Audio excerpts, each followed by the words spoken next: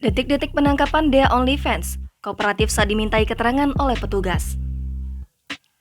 Wanita bernama Grace Sides alias Dea OnlyFans tengah menjadi buah bibir masyarakat.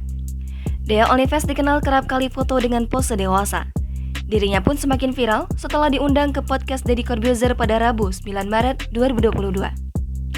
Terkini, Dea OnlyFans telah ditangkap anggota Polda Metro Jaya di Kota Malang, Jawa Timur pada Kamis 24 Maret 2022.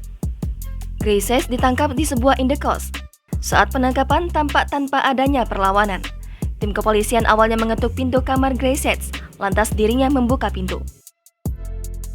Pihak kepolisian pun memintanya untuk keluar guna dimintai keterangan.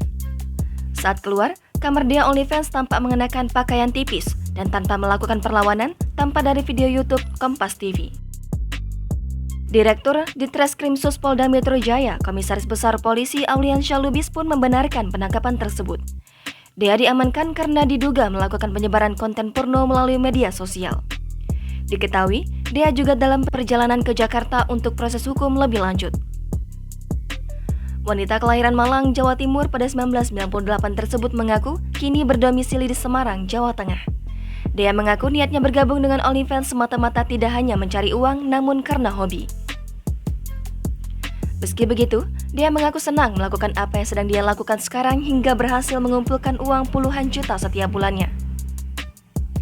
Dea merupakan salah satu konten kreator OnlyFans yang kerap membagikan berbagai foto-foto seksi di akun yang dikhususkan untuk para subscriber atau fans. Dirinya saat menjadi bintang tamu di acara YouTube-nya, Deddy Corbuzier, ia mengaku bisa meraup keuntungan puluhan juta dari hobinya foto seksi.